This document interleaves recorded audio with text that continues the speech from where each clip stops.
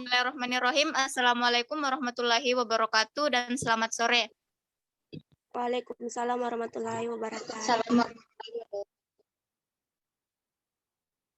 Perkenalkan, nama saya Mutiara Nawir dengan NIM 2101414031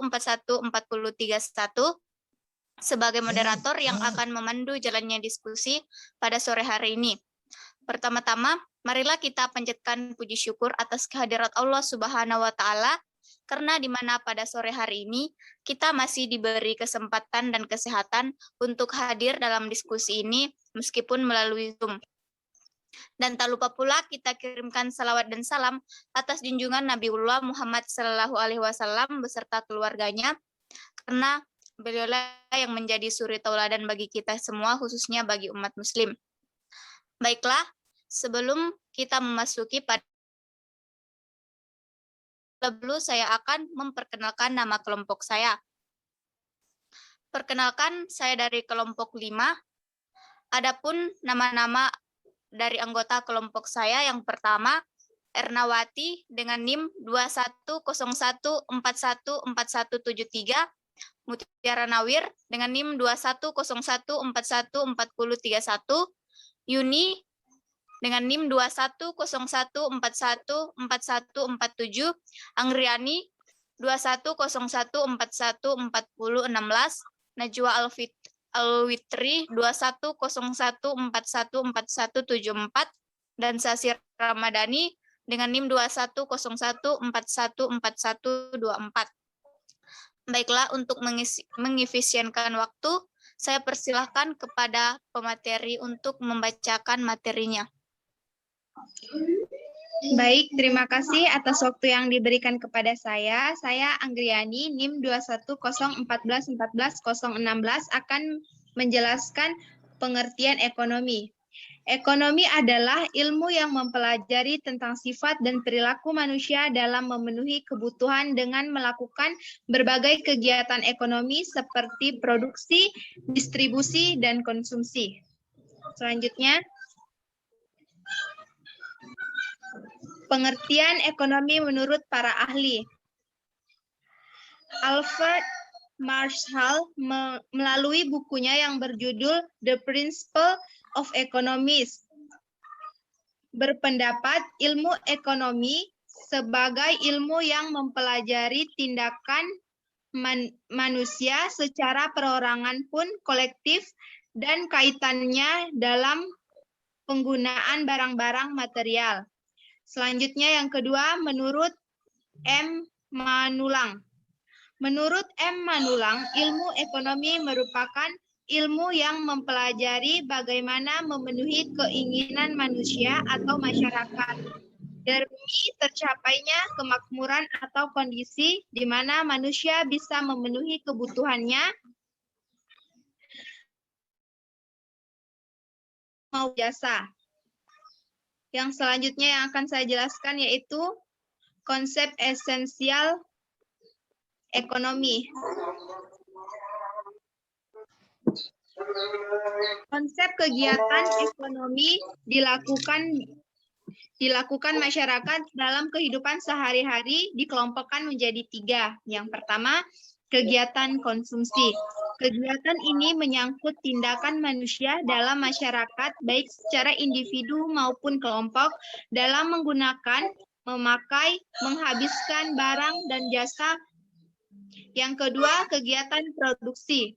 Kegiatan ekonomi yang menyangkut produksi ialah kegiatan yang berkenan dengan usaha meringkan guna suatu barang dan jasa. Yang ketiga, kegiatan distribusi. Kegiatan distribusi ini dalam ilmu ekonomi menyangkut kegiatan yang membantu melancarkan produksi dan konsumsi, artinya mempercepat arus barang dan jasa dari produsen ke konsumen maupun dari konsumen ke produsen. Terima kasih. Baiklah, saya persilakan kepada pemateri kedua untuk membacakan materinya.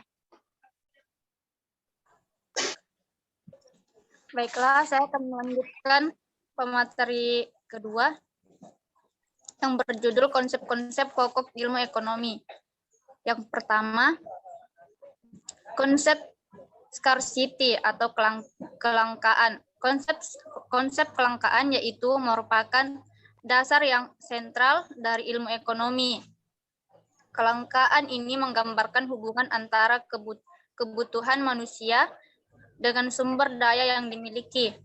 Yang kedua, konsep spesialisasi. Konsep spesialisasi yaitu konsep produksi yang baru yang dihasilkan dari kelangkaan sumber produksi. Yang ketiga, konsep sistem moneter dan transformasi. Konsep sistem moneter dan transformasi yaitu konsep yang tumbuh dari adanya spesialisasi yang mengakibatkan terjadinya saling ketergantungan. Yang keempat, konsep kesejahteraan masyarakat. Konsep kesejahteraan masyarakat yaitu konsep keputusan pasar yang dipengaruhi kebijaksanaan atau politik pemerintah guna mencapai kesejahteraan masyarakat. Yang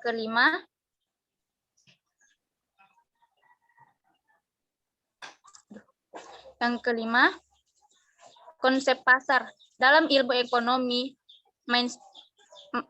mainstream, konsep pasar adalah setiap struktur yang memungkinkan pembeli dan penjual untuk menukar jenis barang, jasa, dan informasi.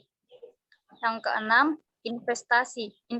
Investasi dapat diartikan sebagai perubahan stok modal dalam kurung waktu tertentu. Biasanya 1 tahun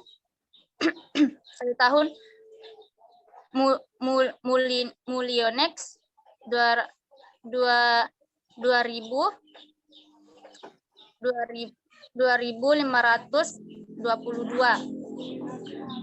Makna investasi tersebut sering dikacaukan dengan investasi keuangan yang didefinisinya adalah pembeli aset-aset keuangan seperti saham dan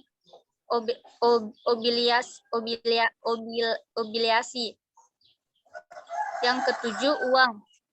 Uang adalah alat penyelesaian kontraktual dan sebuah wahana yang bergerak dalam lintasan waktu. Sekian dan terima kasih. Kemudian saya persilakan kepada pemateri ketiga untuk melanjutkan materinya. Jadi terima kasih atas kesempatan diberikan kepada saya. Saya akan melanjutkan materi yang berikutnya. Yang ke-8, yaitu Letter of Credit atau LC. Letter of Credit adalah suatu surat yang dikeluarkan oleh bank devisa atas permintaan importir nasabah bank devisa yang bersangkutan dan ditujukan kepada eksporter di luar negeri yang menjadi relasi dari importir tersebut. Kemudian yang ke-9, neraca pembayaran atau balance of payments. Neraca pembayaran atau balance of payments adalah keseluruhan catatan akuntansi dari transaksi-transaksi internasional suatu negara dengan negara lain atau di Ruel 2058. Kemudian yang ke-10, bank atau perbankan. Istilah bank memiliki arti yang sebenarnya sudah berakar, khususnya pada masyarakat Eropa yang bermakna meja atau counter. Pengertian meja yang dimaksud adalah meja sebagai tempat penukaran uang di pasar pada abad pertengahan atau Revel 2060. Kemudian yang ke-11, koperasi. Koperasi adalah merupakan singkatan dari kata ko atau co dan koperasi atau cooperation. Koperasi adalah suatu kumpulan orang-orang untuk bekerja sama demi kesejahteraan bersama. berdasarkan Undang-Undang Nomor 12 Tahun 1967. Yang kemudian yang ke-12, kebutuhan dasar. Daftar kebutuhan manusia semakin panjang sebagai akibat dari semakin majunya peradaban dan teknologi. Kemudian yang ke-13, kewirausahaan. Konsep kewirausahaan merujuk kepada suatu sifat keberanian dan keutamaan mengambil risiko dalam kegiatan inovasi. Menurut Schumpeter atau wirausaha adalah penggerak atau motor ekonomi karena fungsi inovasi yang mereka jalankan menduduki tempat sentral. Terdapat 5 tipe inovasi yang menonjol. Yang pertama, pengenalan barang baru atau barang lama dengan mutu lebih baik. Yang kedua, penemuan metode produksi yang baru. Yang ketiga, pembukaan pasar baru khususnya untuk ekspor. Yang berikutnya, perolehan sumber pasokan bahan baku yang baru. Kemudian penciptaan organisasi industri yang baru. Yang ke-14, periklanan. Istilah periklanan mengacu pada suatu komunikasi pasar yang dilakukan para penjual barang dan jasa. Kemudian yang ke-15, perseroan terbatas. Terdapat 3 karakteristik dalam perseroan terbatas, yaitu yang pertama, setiap utang perusahaan menjadi tanggung jawab perusahaan dan tidak dapat dikaitkan dengan kekayaan pribadi pemenang. Identitas perusahaan tidak akan berubah sekalipun saham dialihkan ke pihak lain. Kemudian hubungan kontraktual dilakukan dan menjadi tanggung jawab Dewan Direksi. Terima kasih. Baiklah, saya persilakan kepada pemateri 4 untuk melanjutkan materinya. Baiklah, saya akan melanjutkan materinya, yaitu materi keempat, analisis permasalahan dan kajian ekonomi. Yang pertama, ada 3 sebab utama di balik masalah ekonomi. Pertama, kebutuhan manusia. 2, kelangkaan. 3, kegunaan alternatif. Terus kedua, faktor yang mempengaruhi terhadap masalah ekonomi. Yang pertama, sumber daya alam. Kedua, sumber daya manusia. 3, modal kerja. 4, proses distribusi. 5, tingkat konsumen.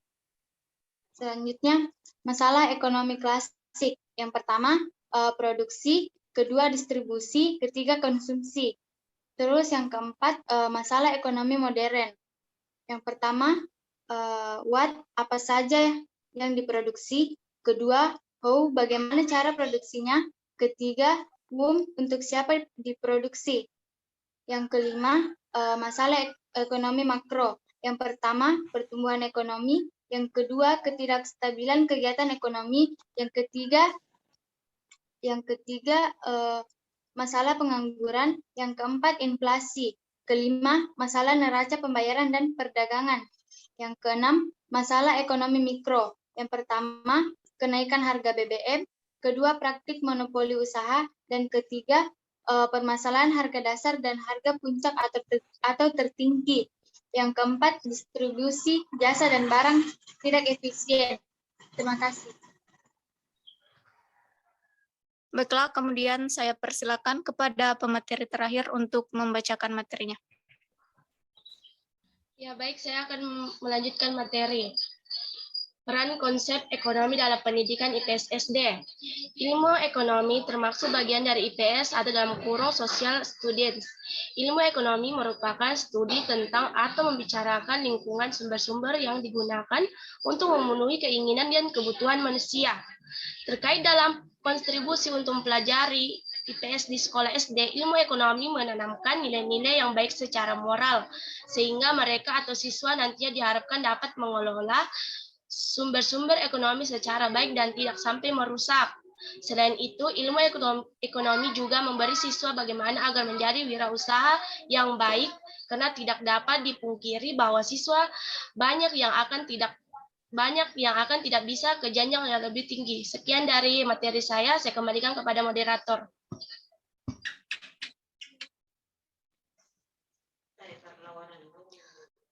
Baiklah, itulah materi konsep ekonomi dan peranannya dalam pendidikan IPS SD yang telah kami paparkan.